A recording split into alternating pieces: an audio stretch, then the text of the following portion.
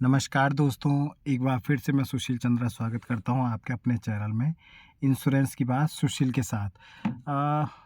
दोस्तों आज सच कहूँ बड़ा दुख हो रहा है, जो कुछ न्यूज़ में देखने को मिल रहा है। और आप भी जानते हैं कि काव्या मारन जो कि सनराइज़ हैदराबाद के ओनर है, उन्होंने एक पाकिस्तानी खिलाड़ी इब्रार को खरीदा है अपनी लीग के लिए। भले ही ये लीग इंडियन क्रिकेट लीग ना हो, ये फॉरेन लीग हो, लेकिन फिर भी दोस्तों एक इंसान जो कि भारतीय है, वो इस तरह की हरकतें कैसे कर सकता है? चाहे वो किसी भी लीग में पार्टिसिपेंट कर रहा हो, किसी भी लीग में अगर तुम्हारे पास मतलब पैसा है तो तुम कुछ भी कर सकते हो। मतलब देशभक्ति एक साइड पे है। वही इब्रार अहमद है जो कि भारत को नीचा दिखाने पे कहीं पर भी कोई कसर नहीं छोड़ता है। चाहे अभिनंदन वाले केस का हो या किसी भी चीज़ का हो, हर समय बेइज़्ज़ती करने में कहीं पीछे नहीं छूटता है। तो फिर मतलब हम सब लोग पागल होकर के आईपीएल देखते हैं कि हमारे देश की एक लीग चल रही है, हमारे देश की क्रिकेट लीग चल रही है। हर भारतीय के दिल में एक देशभक्ति होती है, लेकिन वहीं पर ये पैसे वाले लोग ना कुछ नहीं देखते हैं सच बताएँ तो। पहले शाहरुख खान ने एक ऐसा इंसिडेंट किया था और अब काव्या मारन इसी ओर चल पड़ी है। तो सच कहूँ दोस्तों कि बहुत दुःख होता है। सही कहते हैं कि दुश्मन बाहर नहीं होता, दुश्मन घर के अंदर ही होता है। दुश्मन हम ही में से एक है, बाहर के दुश्मन से उतना खतरा नहीं होता है, जितना अंदर के दुश्मनों से खतरा होता है। तो सच कहूँ, मैं तो बिल्कुल बायकॉट कर रहा हूँ। सच बोलो तो मैं हैदराबाद का एक भी मैच नहीं देखूँगा, चाहे कुछ भी हो जाए, मैं इनका एक भी मैच नहीं देखूँगा, क्योंकि मेरे लिए क्रिकेट से बड़ी मेरी देशभक्ति है। और जो इन्होंने हरकत की है, अब चाहे ये इस फैसले को वापस भी ले लें, तो फिर भी वापस लेंगे तो हम लोगों के दबाव के कारण ना, फैन्स के दबाव के कारण, इंडियन पब्लिक के दबाव के कारण ही वापस लेंगे। लेकिन इन्होंने जो गलती की है, क्या इन्हें एक बार भी समझ नहीं आया इन्होंने क्या किया है? तो इनका एक सबसे बढ़िया तरीका इनको जवाब देने का एक ही है। हैदराबाद की टीम को आईपीएल में इस बार बिल्कुल बायकॉट कीजिएगा, एक भी मैच मत देखिएगा।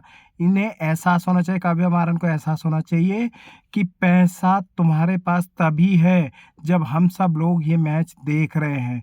हम लोगों से ही तुम पैसा बनाते हो। तो इनको इनकी औकात दिखानी है दोस्तों। तभी जाकर के सबसे इम्पोर्टेंट चीज़ यही है, बायकॉट सनराइज़ हैदराबाद। दोस्तों हम तो छोड़िए यार, हम तो भारतीय हैं, हमारे अंदर तो देशभक्ति है।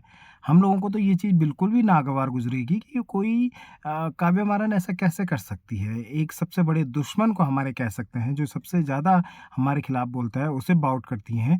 लेकिन सबसे बड़ी चीज़ पाकिस्तान में भी इस चीज़ को कोई आसानी से पचा नहीं पा रहा है कि कोई ऐसा कैसे कर सकता है। सच बोलो तो वो खुद इस फैसले से हैरान है। खेल में पाकिस्तानी प्लेयर्स 2008 के बाद बैन क्यों है जानते हैं? क्योंकि इंडिया पाकिस्तान रिलेशन सिंपल नहीं है, लेकिन उसके बावजूद भी सनराइजर्स ग्रुप ने एक पाकिस्तानी प्लेयर को द 100 में साइन किया है। भाई साहब, इंडियन क्रिकेट फैंस ने सनराइज लीड्स का जो भाई एक्स का अकाउंट था, ट्विटर का अकाउंट था, भाई उसको ही उड़ा दिया। ओ भाईजान, इब्रार अहमद के साथ गुपा गुप होने वाला है, क्योंकि मेरे इंडियन दोस्त पीछे पड़ गए हैं इब्रार चाय वाले के।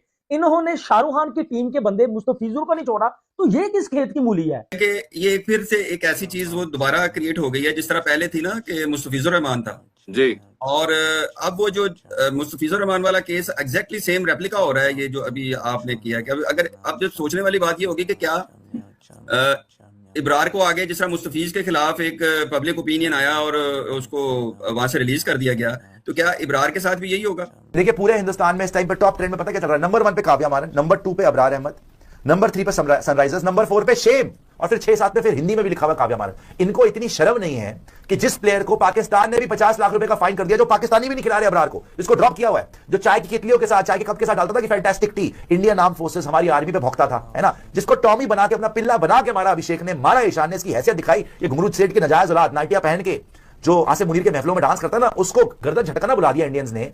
जिसको पाकिस्तानी 50 लाख का फाइन लगा रहे हैं, उसको ये ऑलमोस्ट 2.5 करोड़ रुपए दे रहे हैं और वेलकम कर रहे हैं कि वेलकम। प्रेशर की वजह से अपना डिसीजन चेंज करती है और अबरार को रिलीज करती है। तो जिस तरह से मुस्तफीज को रिलीज करने के बाद बांग्लादेश ने बहुत ज्यादा एक्शन लिया था, तो क्या पाकिस्तान भी इसके ऊपर कोई एक्शन लेगा 2027 के वर्ल्ड कप के लिए?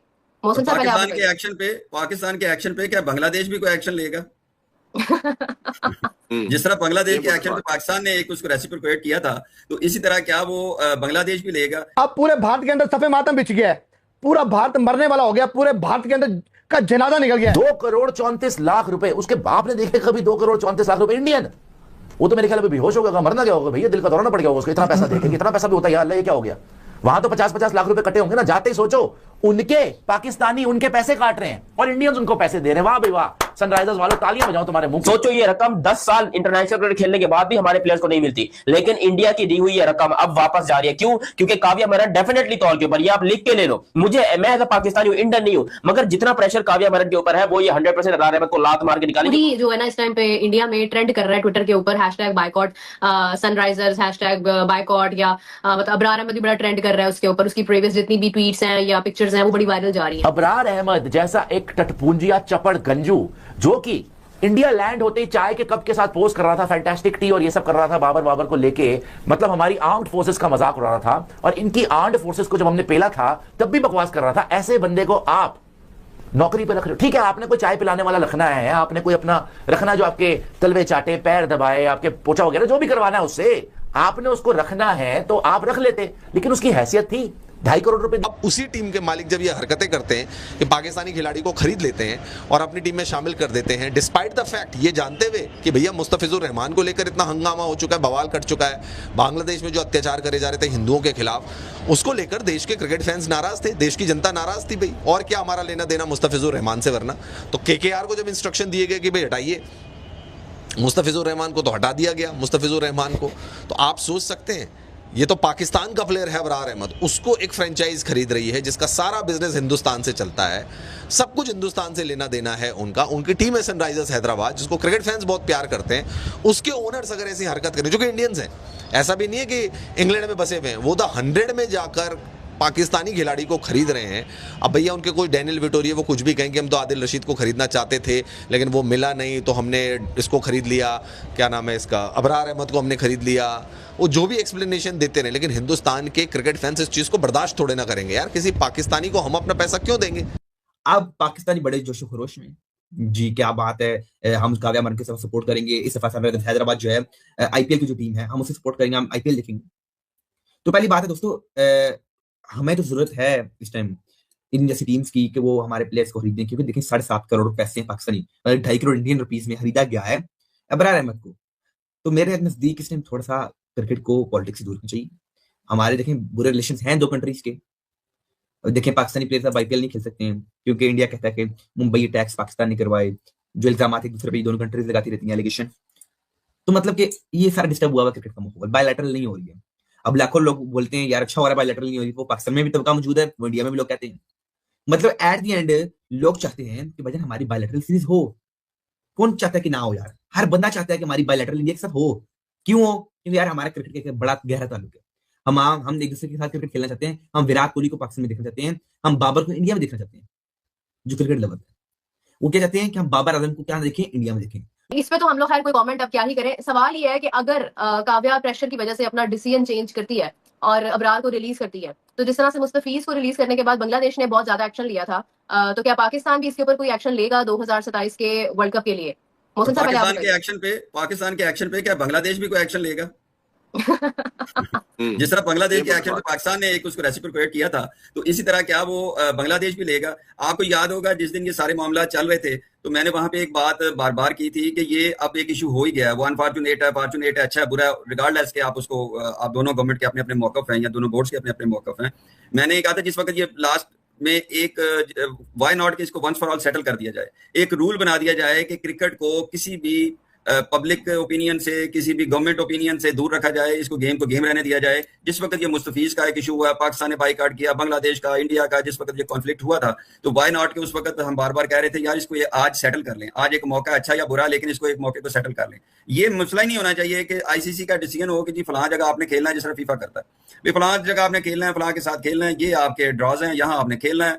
और कोई प्लेयर अगर कोई लीग को ले रही है, कोई नहीं ले रही, तो ये लीग तक का इसमें पब्लिक ओपिनियंस को नहीं होना चाहिए। अगर देखें ना पब्लिक ओपिनियन को उसमें ले आएंगे ना, तो अल्टीमेटली अब वही होगा, आज ये है कल कोई और किस्म का इशू निकल आएगा। लोगों ने एक बात ही शुरू करनी है ना, वो एक बंच ऑफ लोग शुरू करते हैं, उसको दूसरे लोग फॉलो करते हैं।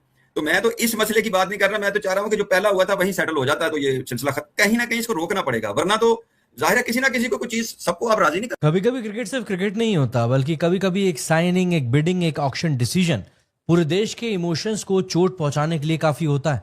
एंड आज जो कंट्रोवर्सी चल रही है वो इसी कैटेगरी में लाया करती है, क्योंकि सनराइजर्स लीड्स ने द 100 2026 ऑक्शन में पाकिस्तानी स्पिनर अबरार अहमद को साइन किया है। एंड साइनिंग के बाद जो रिएक्शन आया वो सिर्फ क्रिटिसिज्म आप नहीं कह सकते, बल्कि वो नाराजगी।